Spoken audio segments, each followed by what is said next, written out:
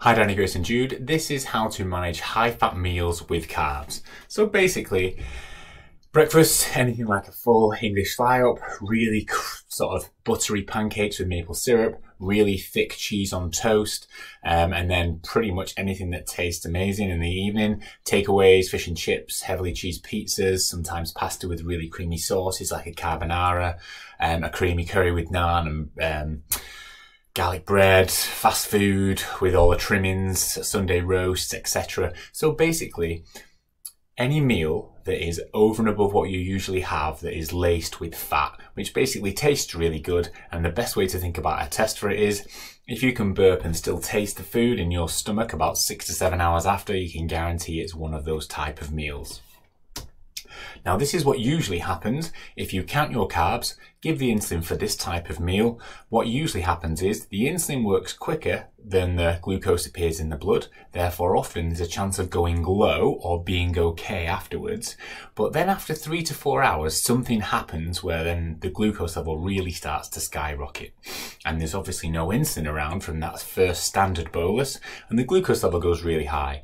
The amount of times that I've had pizza, gone to bed in Target, woke up really high, I've lost count. Same if I have fish and chips, same if I have an Indian takeaway, anything like that. I'm generally okay after the first 3 to 4 hours after eating, but then end up being really high in the morning unless I do something differently.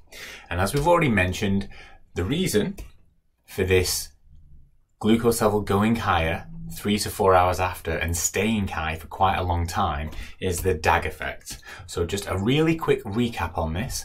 When we have a high fat meal with carbs, the carbs get digested and the fat gets digested. The fat slows down the absorption of all the meal. Therefore, instead of the glucose, the carbs getting digested really quickly, they often get digested quite slowly.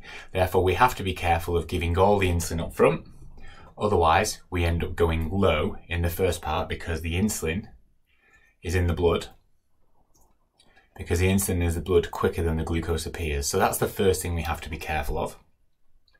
And then about 3 hours after eating, once the fat level has been absorbed from the digestion, starts to get into the portal vein and starts to get in the outer blood, what happens is this fat then goes into your liver cells, into your muscle cells, and because there's a lot of it, it gets metabolized within the liver and fat cells, and what were two fatty acids on a glycerol backbone becomes a hydroxyl group. The reason why that's important is the two bits of fatty acid stick to the inside of the cell and it leaves the little hydroxyl group dangling, and that attracts something called protein kinase C, which basically shuts the insulin receptor off. So essentially a really high fat meal, 3 hours or so after eating, these DAGs, diacylglycerols, build up in the cells, and that stops the insulin receptor from being able to connect with insulin. It basically makes the locks on the cells rusty.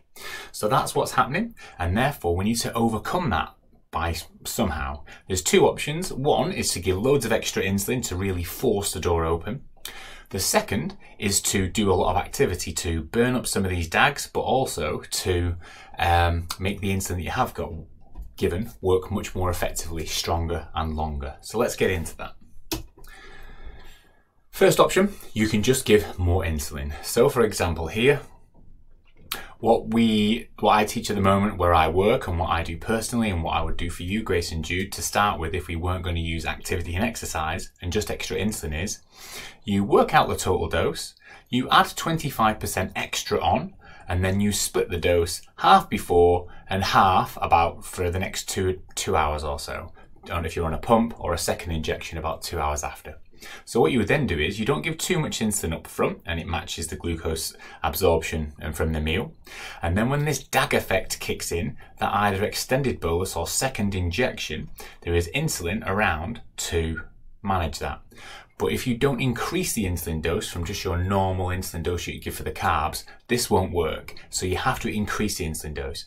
25% is a good place to start. On average, most people need 50% more, some people up to 100% more. Remember back to my Christmas day, Normally 10 units I would have needed to cover that 200 grams carbs. I ended up needing 25 units, 150% extra. Mind you, it was an extra special high fat meal, but normally for a pizza for me, I would need to double my insulin dose, 100% extra.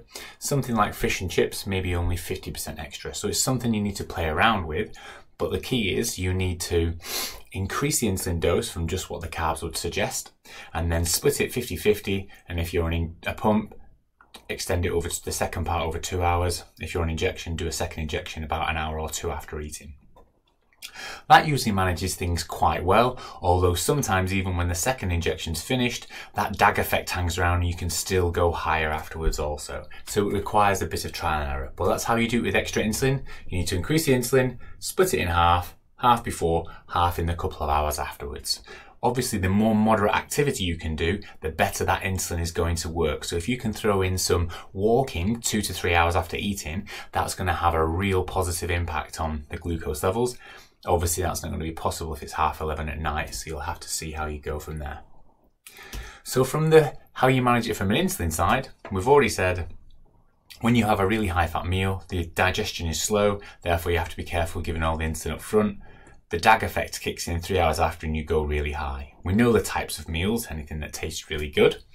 What you can do is make sure you count the carbs accurately.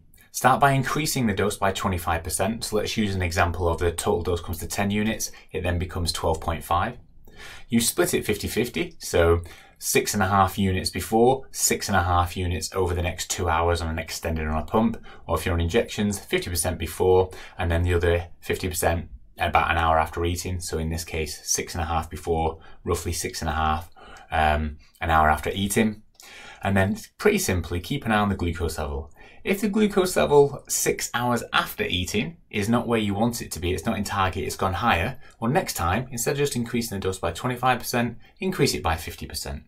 If after that time you try it again, 50% wasn't enough, you go to 75%. So you can see that you can just look at that glucose level 6 hours after eating and decide how much extra is going to be needed. And each different meal is going to require a different amount. Usually for me, a really heavily cheesed pizza is 100% extra, fish and chips only 50% extra. So you have to work it out for those.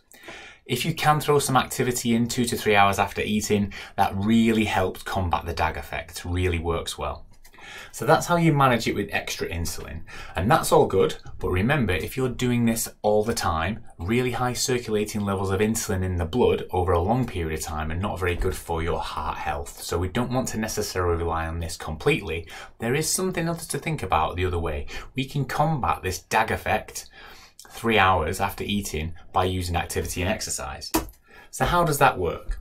We've already discussed in the exercise and activity section is that when you do exercise or you do activity after eating, especially in that 2 to 3 hour period where the insulin from the meal before, well, from the first bolus is still there, if you want it to make work stronger and longer, last longer, if you do 15, 20, 30 minutes of moderate activity such as walking, you're going to push more blood to the muscles, so therefore the insulin will get taken up quicker.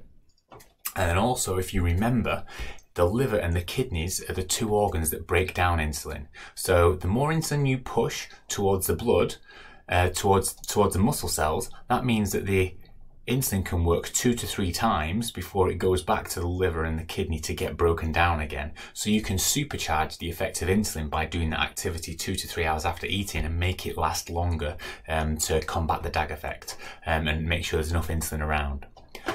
The other bonus of doing exercise is, obviously, if we know that the front door is locked because of the DAG effect and the insulin not working as effectively, you can open a side door with the exercise that doesn't require insulin. So you can get more glucose out of the blood by opening the side door. So that's another way that activity and exercise will combat those delayed highs from high-fat meals. And then finally, the more active you are in that 2 to 3 hours afterwards, how you can get rid of these DAGs is actually burn them up for energy. So when you're doing moderate activity for say half an hour, 3 hours after eating, inside your cells will be saying, oh, well, we've got these DAGs around, we might as well burn these up because we can use them to produce energy. When the DAGs get burnt up, then the insulin can then work on the front door. So you've got activity makes the insulin work stronger and last longer. You get a side door open to your muscle cells that doesn't require insulin, so you combat the DAG effect there. And then finally, you actually burn up some of the DAGs by doing the activity, allowing insulin to work more effectively. So you could consider using activity after eating those high-fat meals to really reduce the impact of a delayed high. So what does that look like? Well, this is what it would look like. You give your insulin dose before eating, a couple of hours after, then you start doing a good amount of moderate activity. So this might work quite well if you had a pizza at lunchtime. You give your insulin dose at lunchtime, and then at about 2 to 3 p.m, you might go for a half an hour, an hour's walk. That would quite easily combat the effect of the delayed rise afterwards. So it's something you can play around with. Obviously, the other option is, if you don't want to do that, you could just, like I did on Christmas Day 2019, set your high alert wherever you feel appropriate. Let's say you chose 10. When the high alert goes off, let's say it's 10 and going up, that's going to be 15 to 20 minutes of exercise, jogging on the spot, rowing, high knees, something like that to really supercharge the insulin and get it firing back down. And thinking about, that's what I did on Christmas Day. I had my Christmas Day here. I gave my 10 units of insulin, which worked well for the initial part, but then I required 30, 40 minutes worth of jogging on the spot to actually make the insulin work more effectively, open the side doors and burn up some of those DAGs, and that worked beautifully. And this, remember, on the first Christmas Day 2018, I needed an extra 15 units of insulin to combat the delayed effect of the high. I only needed to give my 10 units here, and this 40 minutes of exercise was equivalent to 15 units of insulin for me. Thinking about how good that is for my heart health, that's 15 units of less insulin circulating around in my blood to manage a meal. That is going to have a big impact on my health in the future. Obviously, this is not going to be possible if you have a pizza at 9 o'clock at night. No one at midnight is going to get up and do 40 minutes worth of exercise, for example. But if you're having a big meal or a barbecue during a day, this is something you could really consider rather than having to pump loads and loads of extra insulin in. So let's summarize. You have to respect the DAG effect. You know 3 hours after eating one of these really high-fat meals, you're going to need either a lot of extra insulin or a lot of extra exercise or activity to overcome it. So you need to plan for that. A good place to start if it's extra insulin is increasing the dose by 25%, spread it out 50-50, half before, half in a couple of hours afterwards. But bear in mind, 25% is about the minimum you're going to need. For me, a pizza, I need 100% extra, fish and chips about 50% extra. Each meal will require something quite different, but I generally don't tend to do that so much. If I have one of these meals like this, I just know I have the meal, I give my insulin dose up front generally, and then about 2 to 3 hours after, I'll plan quite a bit of exercise. I'm either going for a long walk, or I might go for a row on the rowing machine, and I will just use that exercise to burn up the DAGs. Whatever insulin is left in the bolus, get the most out of that by supercharging it, and therefore I don't require to give an extra 10 or 15 units worth of insulin, which I know is going to store all that energy as fat and also not be good for my heart in the future. Obviously, you can just use game as needed, set your high alert when it goes off, fire 10 minutes worth of jogging on the spot. That's another option that you could do. And again, just really remembering this, that yes, you can pump extra insulin to manage these high-fat meals, but that's going to come at the cost of your future health. And that's one thing that worries me about the automated pancreas systems is when how these automated pancreas systems works is they just see the glucose level going high and they pump extra insulin in to overcome it. And when you've got the DAG effect going on, it's going to pump loads of extra insulin in. And yes, your glucose levels will be managed well, but your heart health is not going to be looked after. So you have to understand extra insulin way and above what you normally have is not good for your health in the future. It's fine if you do it occasionally, but if you're having pizza 3 times a week and letting an automated pancreas system do its thing, you're going to be in a lot of trouble. You're going to gain a lot of weight, and you're also going to be compromising your heart health in the future. So easy for me, I personally wouldn't use an automated pancreas system during the day. I certainly would during the night where I think they work well. I would use things like extra exercise after these high-fat meals to prevent needing too much extra insulin. And Grace and Jude, that's what we'll look at for you also. So, high-fat meals done. Let's summarise in the next thing. We're putting this infographic together.